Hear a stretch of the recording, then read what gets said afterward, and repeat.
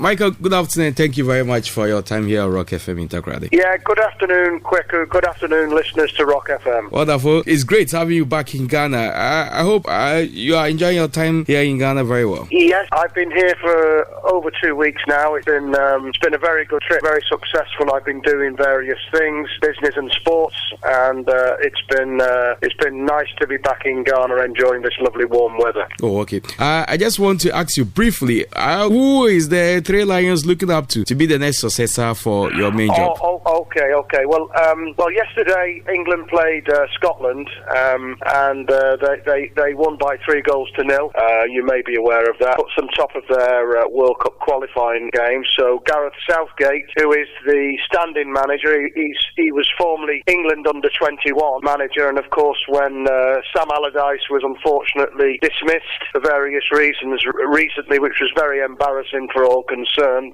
Gareth Southgate was asked to step up as an interim manager into the post, and so he's been in charge for the last two or three games, and they've done pretty well under Gareth Southgate, and some of the players now are asking that Gareth Southgate is substantiated and made permanent England manager, but whether that will happen remains to be seen. I'm not convinced myself that he's the long-term successor to the role. So he's in with a shout. One manager who is always overlooked, and I think the FA are looking for an English manager again. Whether they find one, I don't honestly know. But one manager who was always overlooked is Tony Pulis, who has quietly been doing a great job at Stoke City for all those years, and then now he's doing quite a good job with West Bromwich Albion. He's never really been in the frame, but he's a sort of person who can pull things together. I can't see a lot of natural successors in the English FA setup and English managers, so maybe they will be forced to go overseas to find the next England manager. But it remains to be seen, Kweku. Wow. So you don't have any candidate that they are relying on? Sam Allardyce is not being considered. We earlier heard you are considering Arsene Wenger when his contract ends. Is those considerations still on the table? Well, the English FA has always got considerations, but the problem is, Kweku, the job is a poison chalice, and you have to be very careful taking that job, because it's not just managing the football; it's the press. They hound you, and the English press hound you. I mean, Sam Allardyce, whether he was right or wrong, he was spied on by an undercover reporter who leaked everything, and he only done one game, it's a difficult job to take. It's not just managing the football and managing the setup there. It's also, you're in the public limelight, and everything is hung out to dry. So although they will have people like Arsene Wenger in mind, there's no way Arsene Wenger is going to give up his career at Arsenal and take the England job. That would be a backwards move for him. So I don't see him as a possibility. Probably somebody like Jurgen Klinsmann, may be the sort of person that the English FA might go for, but I don't think Arsene Wenger, Pep Guardiola, these sort of people would be interested in such a job. But I think the English FA have got to have a think, and they're not rushing into it. Oh, okay. All right. Let's move on quickly to the Black Stars game against Egypt. Analyzing the chances of two sides in this World Cup qualifier. Ghana drawing their first match at home against Uganda. Egypt going away to get a win. You've known most of their players for the first time. Egypt is surrounding a lot of players who are in Europe against Ghana in such a competitive game. Analyzing the two teams and their chances, and Avram Grant as a coach for the Black Stars since he left England to come to Africa. How do you analyze him as a coach and the work that he's doing for the Black Stars of Ghana? Okay, so first of all, we'll look at the preview of the game, and then we'll talk about Avram Grant. And as we all know, tomorrow night it's going to happen in Alexandria at the Al Arab Stadium. You're going to have a 50,000 capacity crowd there, so it's going to be a tinderbox. There'll be fireworks and all sorts of things going off there, and it will certainly be buzzing. Particularly, it's worth an extra player for Egypt, that alone. Ghana's going to be looking for their fourth successive World Cup appearance. Disappointing to draw 0-0 with Uganda. Put themselves under a little bit of pressure with that result. And as you say, Egypt already beating Congo 2-1, so they've already got 3 points. But Avram Grant's come out and said, look, we've got 5 games to go and there's no need to panic. But in fact, if Ghana do not get a result tomorrow in Alexandria, there could be cause for panic, because as we all know, there's only one team to qualify, and that means that Egypt will be 5 points ahead of Ghana if that should happen, if Ghana lose tomorrow. So Ghana need at least a draw. Hector Cooper, the Egyptian side's manager, is looking to revenge that 6-1 thrashing that Ghana gave to Egypt in the 2014 playoff. Ghana, they've had a poor run of results. It's been 4 games without a win, and in this game, Asamoah Gyan is out, and no Kwadwo Asamoah, so those 2 players are going to be missed. Egypt have got Mohamed Salah, the Roma striker, in form, playing for them, and also Arsenal's Mohamed El Neni is playing as well in the back four. So they're a strong side. Good news for Ghana, I think, is that Didi Ayew is back, and also Emmanuel Bedu and Samuel Tete are likely to be drafted into this game. So we'll see what happens. Egypt have also got their injury problems with Fatih Mustafa, Mahmoud Kamraba and Ahmed Hassan Koka, all out with injury. So they too have got their worries. And I think Egypt are going to rely on Gamal, to keep tabs on both Ayew and Atsu. And I think, Mohamed Salah will be a threat from the front, and he's going to link in their front line with Bassine Morsi. So those 2 are going to be a threat to the Ghanaian defence. Cooper has said that the game's very important. He said, look, we're going to be calm, but we want to get the 3 points. That's the Egyptian coach. These 2 teams, Kweku, they've met 20 times. Ghana's won 6, they've drawn 5, and they've lost 9. But since 2010, the Black Stars have only lost twice to Egypt, and since 2010, Ghana have scored 10 goals, and they've only had 4 goals against. So it's going to be an exciting encounter. I would like to see Jeffrey Schlupp feature as an impact player during this game, and hopefully he's going to be selected at least on the bench. I'd like to see him come on, and he's been doing very well for Leicester City as an impact player, and hopefully, if called upon, he can do the same for Ghana tomorrow night. So it's going to be an interesting game. Wow. So how do you see Avram Grant since he left England to Africa? Well, Avram Grant, former Chelsea boss and other teams as well. He's been in charge since 2014, and I suppose to a certain extent it was a big change for him.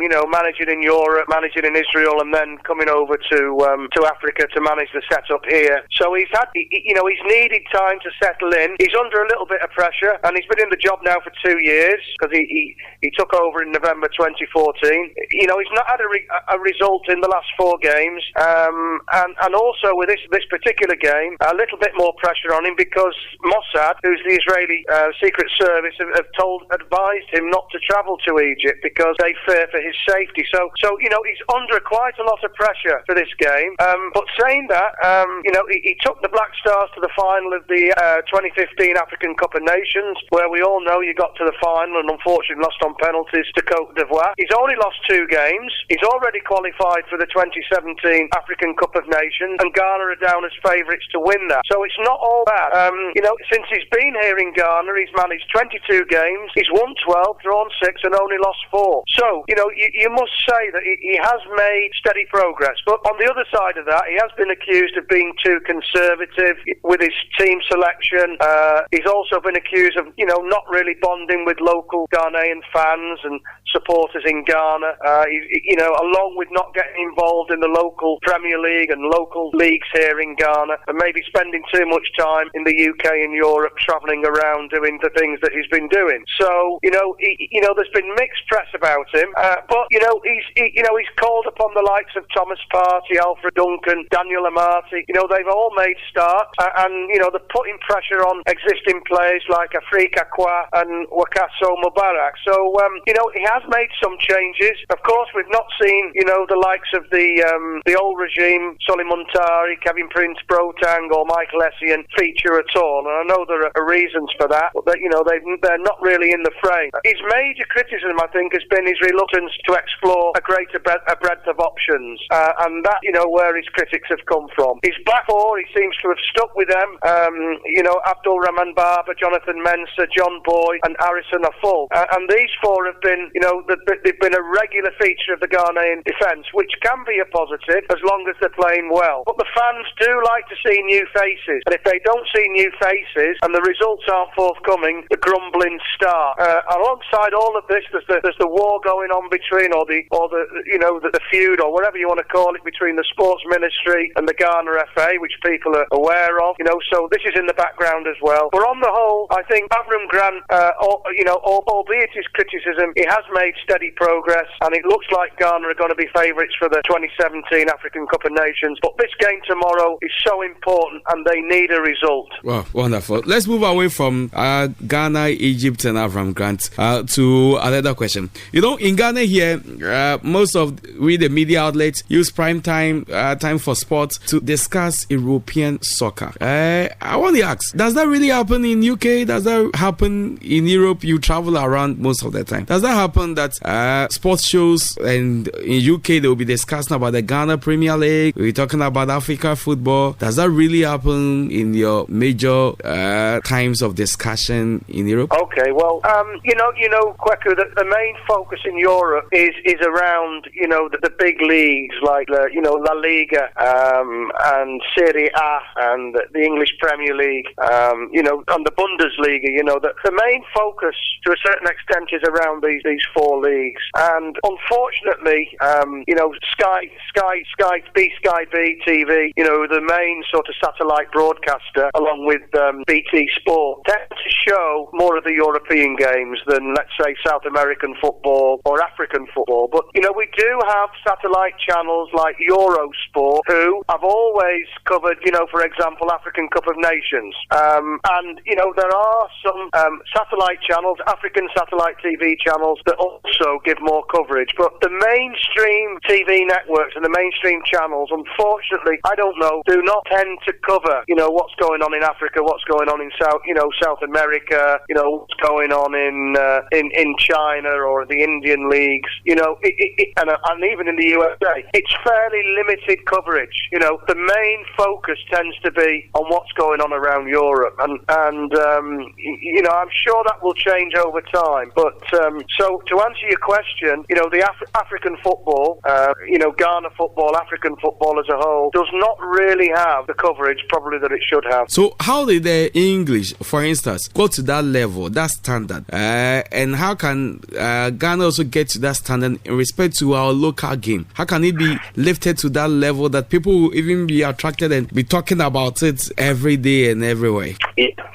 Well, most of this, it's all down to economics, and it's all down to sponsorship. If you look at any football club like Real Madrid or Barcelona, Manchester United, they're all the same, and they rely on three main sources of income. Income they receive through the gates, attendances, income they receive through match day sponsorship, through their sponsors, and then the other income comes through TV and broadcasting rights. So clubs have worked very hard at all of these three income streams, and without sponsorship, without large backers, without banks and finance, you're unable to do this. So I think that the main challenge for clubs playing in, and I'll call them emerging markets, is one of finance. It's one of having stadiums that attract crowds, having good teams. And at the end of the day, even when I played, the players go where the money is. Unfortunately, football is no longer an amateur sport, for people of a higher level. They want to earn some money. And if the club hasn't got any money, they can't attract the top-class players. And we see that all around the world. Even a top-class player at a lower club will be snapped up by a top club, and that's good for the lower club because they have some income for that player maybe they've brought up and developed. But the problem is, it needs a lot of investment. It needs a lot of sponsorship. It needs local business to get really involved with grassroots football. And I'm not just talking about the men's game, it's the ladies' game, the youth setup, everything, football as a whole sport. It needs investment and it needs money. And I think in some cases, not all cases, in parts of Africa, that funding, that money, that sponsorship is not always readily available. And this, unfortunately, is stopping the progress. Now where the TV networks of Africa, like, DSTV and Super Sport, start start to pump more money into the game to encourage local football at grassroots, and like the Ghana Premier League pumping more money into it, and attracting a bigger audience and everything else. So there's a lot to do, Kweku, and it's all down to economics, I'm afraid. We in Ghana will get those tycoons from Abu Dhabi to come and invest hugely in our game, as Sheikh Mansour is doing for Man City, as Roman Abramovich. They are all foreigners who have really lifted the game in Europe. Absolutely. You see, you're right, because like Manchester's relying on Abu Dhabi for their money. Manchester City, it's not business in Manchester or UK. It's oil money from Abu Dhabi that's funding their meteoric rise to success. Before this man came in, of course, they were the second club in Manchester, really struggling to make an impact. With not enough money to buy quality players. But as soon as Sheikh Mansour came in, everything changed. So who knows?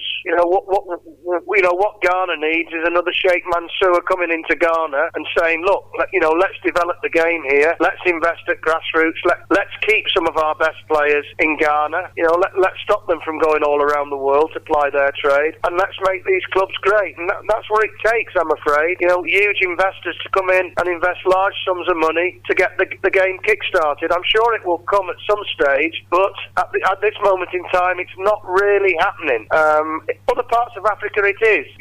There's some clubs in South Africa that are well funded by mega businessmen. And so I'm hoping it's going to become more and more. Wow, folks, it's Micheal N. Porter, who is a former Bolton Wanderers player and sports analyst, consultant. He does a lot of things for the business world. Micheal, RockFM is pleased and very grateful for having you this afternoon, for sharing your thoughts on a few of the sporting issues that we are discussing here. We should talk again before you leave Ghana to Europe. I don't know if you have any message for us ahead of tomorrow's game. Well, just to say all the very best.